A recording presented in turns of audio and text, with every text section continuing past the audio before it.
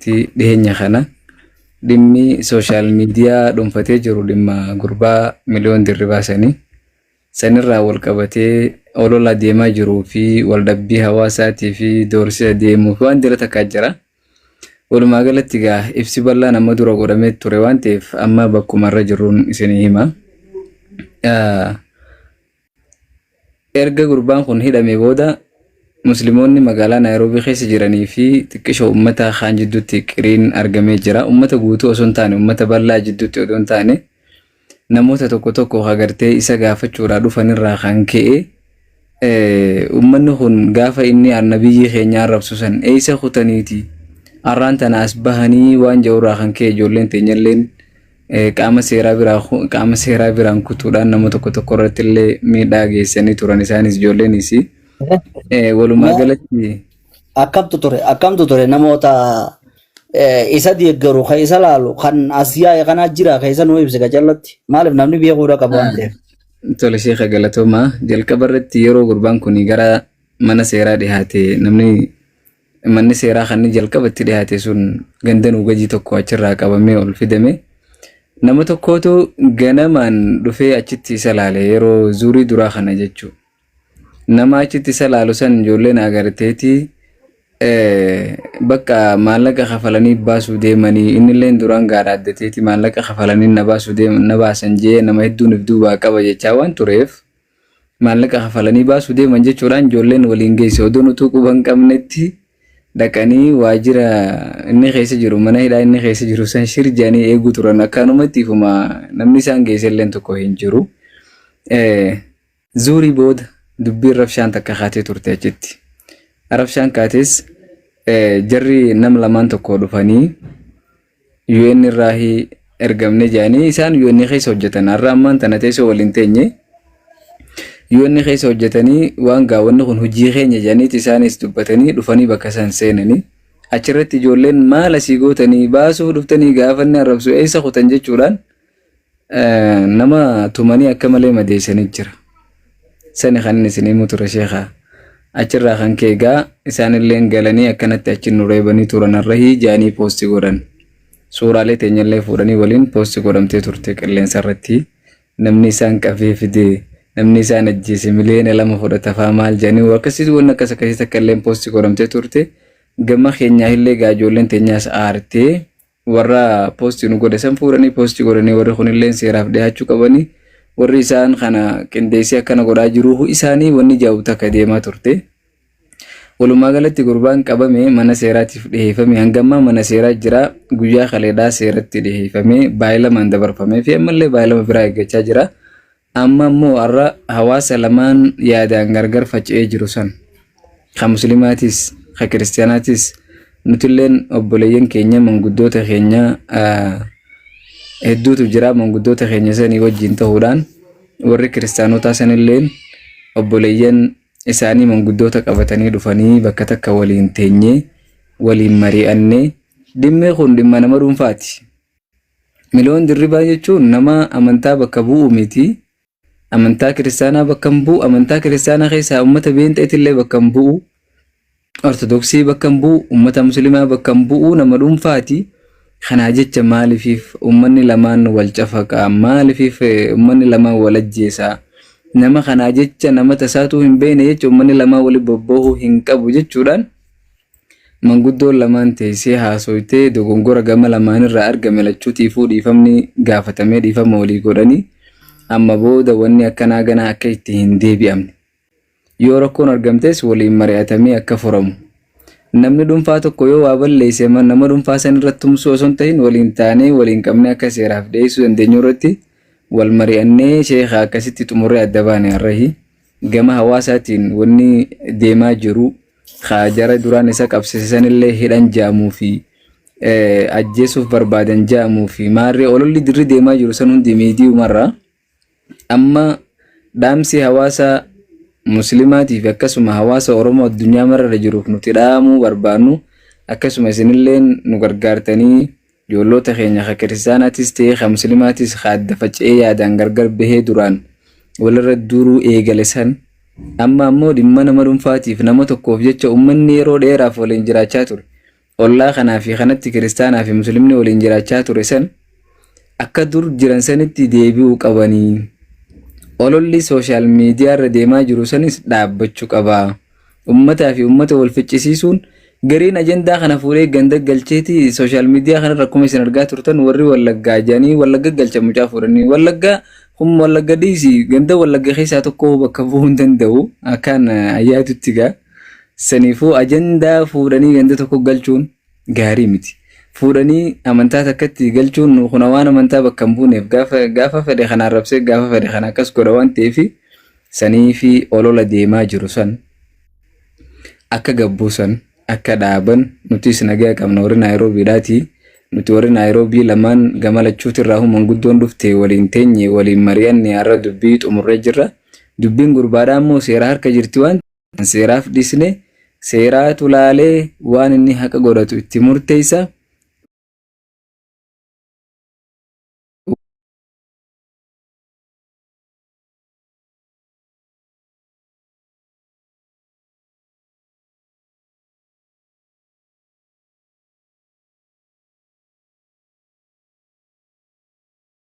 Wanni uumamte akkuma uumamtettu uummanni Oromoo gisee wal dhabee waliin taa'ee waliin furata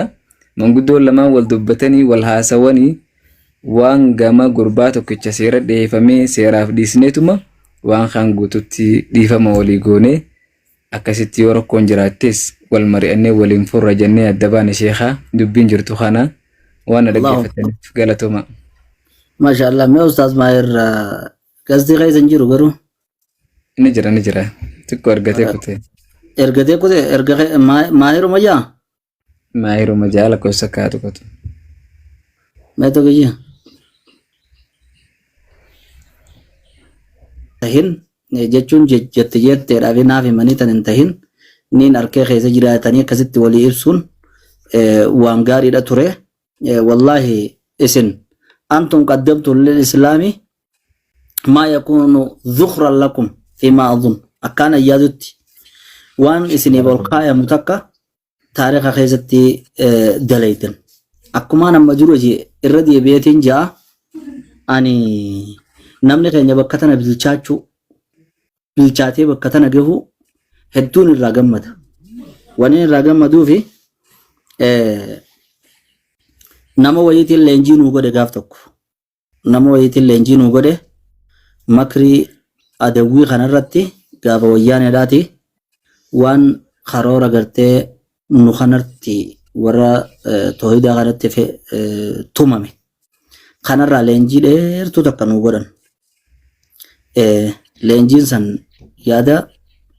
waan hedduu nama dammeessu waan miidiyaarraa walii dubbatanii miti yoo wal bira dhufanii adawwiin karanaan silaalti jeniiti karaa 11 jalji deef dara qabate leenjiin waan sun irraa fudhadhe firraadisi san keessa takka jechu takkittu badanaani malee tabiraani adawwiin hogguunii fi islaamummaan garaa gubti nama tokko hafidaatu akka nama san namatti ergan yeroo nama san nama ergan namni san dhufee afaan baalagee waan adda adda tan haasawa jechuudha. Berduraan karoora tumamaa beeki akkamirratti waan amma kana lalisee akkana deemuudha jiru tana dhooynaadha bar karoora duraan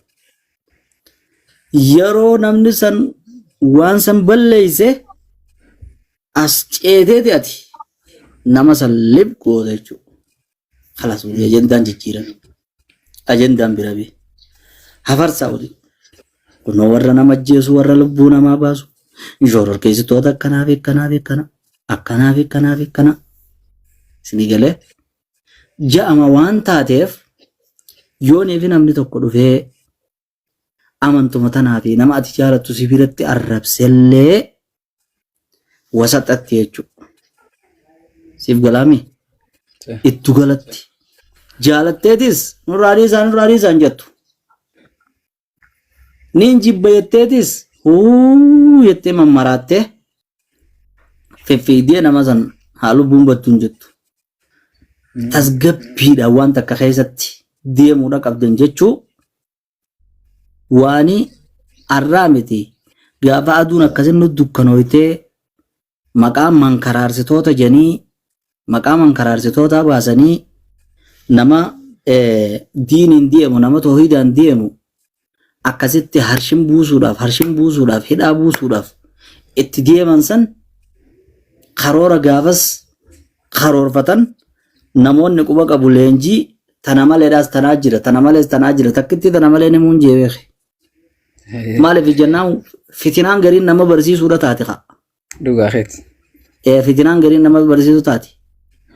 namoota as jalan jirre nama keenya islaamaatii jira waan san fuudhanii sirraa dhageenii irratti dalaguudhaan mala waan sun akkanaa jira jettee isaan sanuu qaraasiftee achi booda warran dhagahin bira dhaqanii waan sayyoonee fi irratti dalagan ni najjahan jechuu itti milkaa'an jechuu saniif jidduu duraatan akkuma nama hamma tokko wajjin haaso'inetti wallaahi jee namni tokko silaa da'awaa biraa dhaabbattee warruma da'awaa godhu kana qofa qabxii hamma kanarraa leenjii godhuudhaaf miidiyaanis waan taatu guyyaa tokkoos achitti hamma du'aataa kana wali qab irra hedduun keenya sirriidhaa mennee dura dhaabbanne jechuudha. Maaliif jennaan aduwwumatee nyaa'uu waan kana barsiisuudhaan saniif hin taantu dhiisaa waan na gammachiise maasiin deebi'a. Tasgabbooytanii akkasin naamusaan laal qaama seeraatii wajjiniin fuutanii kaa'uu san odoo hidhuu keessanii fi tumuu dhabuu keessan kamtu irra naaf caala yookaan lubbuu baasuu dhabuu keessan kamtu irra naa caala yoo nufi jan kaboodaa kanarra naa caalan. Isinii galee maaliif jennaan ajandaa jijjiirama keessaa fi alaa walin laaqamti jechuudha. Akka isaan barbaadanii nama tokko gaaf tokko jennamni tokko mootii zaalimaa dura dhaabbatee hidhame. Hogguusi himata rabbanan takkitti tana dhaggeeffadha. Biyyuma Gibsi biyyuma Misraatitti bir hogguun dura dhaabanii anta tudabbiru المؤامرة لاغتيال الرئيس جنيغا Himannaa rabbaani. himanni jennati pirezidaantii biyya Masrii ajjeesuudhaaf karoora tumaa jirta tanarra nama leenjisaa jirta jennaan maal jeen jee sheetichi isaan jedhan isa moo jeen jee ra'iisuman baantanii jeen jee bulchaan baantanii mi'ee odoo na bira bulee halkan kophaa waliin na bira rafe hin ajjeesu jeen jee Namatti yaadumse. maaliif hin ajjeefne jennaan yaada isaatiin ajjeesuu fada malee isa ajjeesuun maal naa godha jeen jee fahamtanii laal jaalachuuf miti jeen jee kaniin isa ajjeesuu dhiisuuf kaniin isa akkana jibbu jeen jee odoo waardiyaa irraa eeganimi dhufee na bira rafe hin ajjeesu jeen jee maaliif jennaan maal naa godha isa ajjeesee inni qabrii seenee sababa isa ajjeesee jechuudhaatiin ilaalchisaa ummata islaamaa kana dakkaa godhee kaan hidha fixee kaan gatee sababa sanirra dhaabbatanii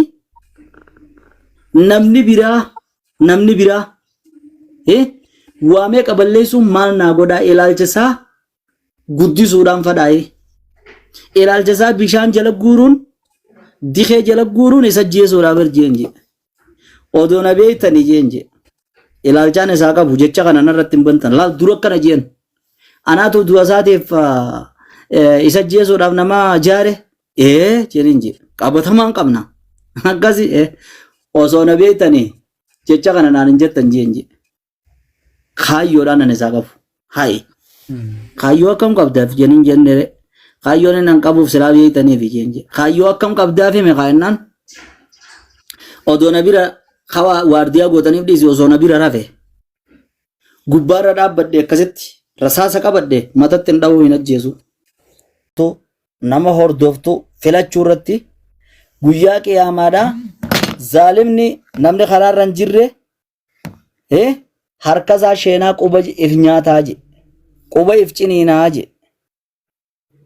maal je'e yaa laytan ittakhaztu ma'a rasuuli sabiila wayyaa sheenaatoo odoon karma rasuulaa deeme yaa waylataa laytani lam attakhiz fulaanan khaliilaa silaan abalu jaalallee godhachuu baadhee jaaji jaalalleen laayik godhuurra jaalalleedhaa isa jirti jaalalleen foolloo wal godhuudhaa maal sanirra maaltu jira bar namni waan hin taane haasa'u kun wayin isiniima xaaquuta jechuun jallisaadhaami hordoftoonni kun bar nama jallisaa wayi gartanii isin akka itti nama jallisuun siimaa dhaggeeffadhu viidiyoo isaa laaleeti yoonii fi viidiyoo isaa viiyuun ol kee gosa san itti hidha gosa akkasii sana ofa jechuu takka ji yoonii fi viidiyoon isaa san namni ol ka'uu baate heddummaachuu baatte waan sanni dhiisa ajandaa sanni jijjiira namoota fitinamee waan kanaan machaa'e tokkoon wal agarre gaaf tokko wajjiniin teenye anniin gorsaan jaa ellaa inni na gorsuufadha yaa obboleessa kiyyaan jeen namni sun boodarra maraateeti if wallaalee keessa kutee waan safu ja'an hunda cabsee daakee gamana daakee khalaas feemasii guddaa ta'ee beekame jechuudha. Ayyaroo duraatittiin nama kanaaf dhaamsa dhaame. Yaa obboleessoo hin jeem viidiyoon ati arra waraabdu tun yoo neefi baru amriin rabbii si dhufte guyyaa janaazaa tanteetii irra kaayanii yoo xiqqaatte nama meeqa karaa rahmata sii kadhatuutu inni ka gaafas waan kana dalagee miti siin ji'ee rahmata siin kadhanne wanni kun fitinaadha. Hadiisa keessatti nabiin sallallahu alaihi wasallam gaafa samii ol baasan san nama tokko kan mallaasa asirraa ilaa gurra baqeessan eegaa si baqeesse booda kanatti dabraa kana ilaa gurra baqeessa je yeroo inni kana baqeessu kun fayye je kanatti deebi'a je yeroodha kan ammaas baqeesse kun fayye je itti deebi'ee dhoosa je subhaanallah yaa jibriil eenyuu kun jennaan nama kijibee kijibnisaa bahaa fi seennaa wal gahuu je bahaa fi seennaa wal gahuun sun zabana dur odoonii fi miidiyaan kun hin dhufin yoonii fi namaa galuu baatellee arra namaaf ni gala kijibni namaa abu sabrattiin bagana gaan dhuftan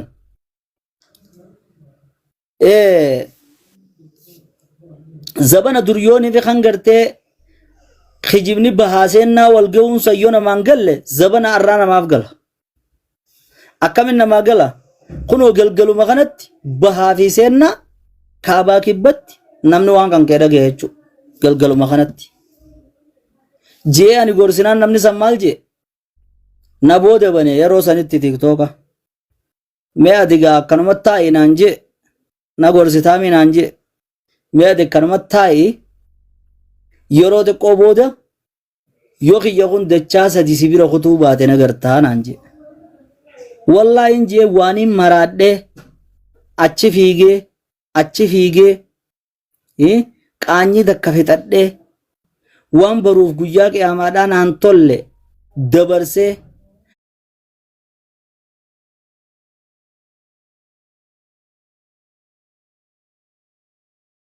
as fiigee achi fiigee as fiigu wanni maraache maali wanni xaaquutatti ta'e hordoftoota jechuudha hordoftoonni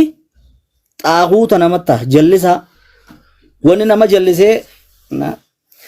Shenaazir lakkoofsa tokko ergaa mee Shenaazir naa jilaala galatoomaadha Shenaaziriin baanu kuni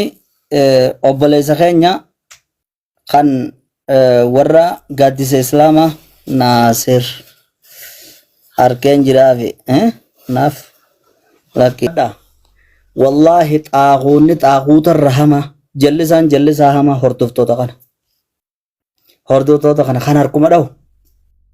maraataafis maraattuufis jallaafis harkuma dhawu maallaqa kan keetiin guyyaa qiyaamaadhaa yaa weeylataa leeytan jettee quba osoon fi nyaanneen duratti irra xiqqoo wanni ati dalaguu dandeessu maali? Aqalliin irra xiqqoon garsiisuudha namni tokko guyyaadhaa maraatee waan isaan laala an nama tokko yaa baleeso Abu Zabraddiin numa beetanii maraatuu warra kanaa isinin nurra beeka wallahi nama tokko halkan keessa waan garii mul'en nama rifti an dhiiroo wanni akkasii dhufa jirti isaa halkan keessa ol ka'ee laala jira nama isa bira buluun naa himi halkan keessa ol ka'eeti nama manaan naa hidhame jaajan birra feeti halkan keessa kaa jadhiiroo ajaa'ibaa rabbi namatti hin godhini jechuullee namatti hin ta'ini halkan bir waan ajaa'ibu ta'u dhiiroo ana dhugoomsitanii wallahi numaan dhageegaa namaan naa himen wallahi rabbiin kakadde halkan ka'ee laala jan namoonni ifi waan safuudhaa tanna dalagee je'eemi laalee halkan ka'ee lakkoo isa laala jechuudha. Odoonii fi hogguunii fi harkusun waan irraa irrate arkee silaa geddeeme maaliif muraanni isaa waan sanii fi miidhaguudhaaf deemaa mire ajandaa jijjiiree jechuudha. Saniif isin ajandaa nama jijjiirsisuu danda'uudha qabdan jechuudha. Nama jal'ina irratti harka namaa dha'uudhaa miti. Akkasii Abu Zabraddiin osoonii fi Sheekh Naasiriif yaadan kan inni Sheekh Naasir ganuma beektan galgala dhiyoodhaa odoonii fi wajjin haasa'uudha jirru.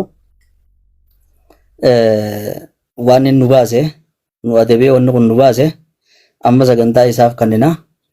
baga nagaan dhuftanii uummata irratti salaamadhaadhaa ture isin eega salaamattan booda Sheekh Naasir akkasitti wanni irraa barbaannu haala irra jiran amma akkamii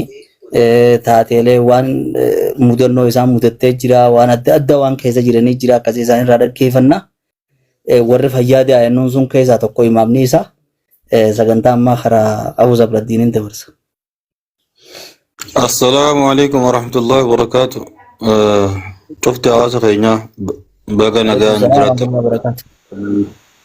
إن شاء الله هاي شيء نتعرف فني لقي فني.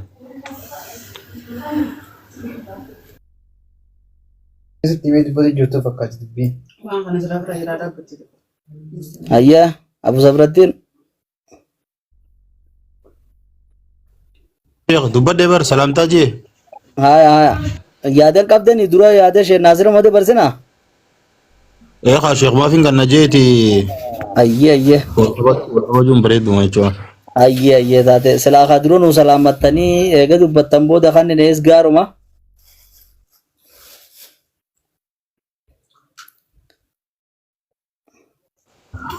أبشر دبي بود خدرة دبتن ترى نهو جسوا جرافيتا نمني زاهرة في منابت اللي تكوت هو يقله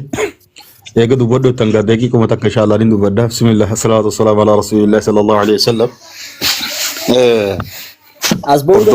بماج أسبوعني أنجزا ستني بالجواز والله إنه فني كم أوف يا كستانا هردفتوني دوغما تاخوتا نما هدو تهاجرا آته ولكن نمني زبنا خنا وني دوغا إسا تهاجرو الرهدو تيوالما تكفان بكمتي أركتشو سني بكمتي بربادوف osoo haqallee ta'e waan sangartee dhiisee abbaan haqa san dabsee fi namni birallee gartee nama hedduu isa biratti argamu san biratti mul'atuudhaaf ol bahuudhaaf gasti san dhaquudhaaf nama hedduu san keessa dhaqee hirmaatuudhaaf osoo namni kun dogongorra jiraatuu isaa arkuuti ni laaffisaaf gaafa garii gartee horiin kenge maal bara hadiisa ummanni oromoodhaaf adul wadaa fayyadamu tokko jira. Horiin keetis gartee bara kanatti keessa jira yennaan gachiisanis ulee numa taatii sanka akkas godhuutu jiraan jee yoo sidii galte dubbeen kanaaf wallahi kunu maca saadiqiin rabbi warra haqaa hojjeta rabbi nu haa taasisu hayni wanni akkaan ulfaataadha haqaa akka kana fudhachuu jala butamuudha shari'aan tun yoo ittiin fayyadamin beekuu qoftiin fayyidaa hin qabu irra hedduu namaa kasaaruma keessa jirra rabbi nu haa sattaru namni gartee hirribaan kaamu sun isin dhabamu as biyya nuti jiru tanaa hunuma jira waan ta'eef irra hedduu warri ajandaa kun bar oguuta akka amantiin dhufan waan sensitiif ta'e waan gartee haala namni ajandaa godhatu waan akkasiisan fidatanii dhufanii rabbi irraan haa tiisu miliyeena biliyeena illee yoo si hordofe dhiiftee biraa deemta wanni ammoo asirra dubbatu hundinuu rikaada ta'e ol ta'a seenaan ammoo rahmata namaa hin gootu seenaa rahmata namaan gootu. Kanaaf waan nu fayyadu irratti yoo nufi xiyyeeffannee irra gaariidha. Namni hanga dandeetti yeroo gosaatiin ambaasaaddara diinii tahee gartee bakka gartee baaxilli itti heddummaatu san dhaamsuudhaaf irratti hojjechuu qaba. Namni gahee mataa isaa taphachuu irra jiraata. Dhaamsi nan qabu kanuma jazakallahu khairan galatooma. ما شاء الله أبو صبر الدين فقد أوجزت وأبلغت جتشا بابا نمني ربي فيد الرافيدمو ندوب التاني غلطو مادا ورّي أسجل جرتان ولمانوغا الرّا مالف تبي على لاي سمتي غرين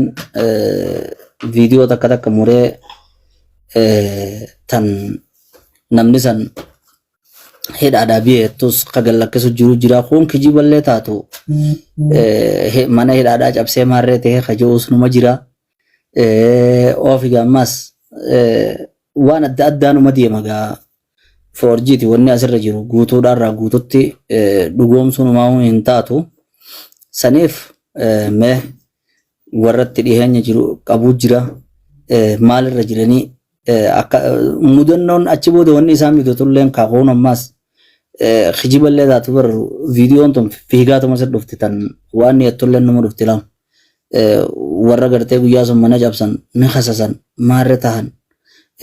batanii jiran ifeefokka lubbuu bakkaan dhabanii jiran ta'ettullee nama deddeemti saniif Shenaazir ammaas kun ammaas waan saaman maarre isa akka malee godhan maarre ta'ettu numa deemte qa isinis numa beeytaniimi kanaaf kana fakkaaturraa akka waan nutiin kun guutuun keenya achi dheenee Keeniyaa san dheenee isaanirraa dhageenyeetti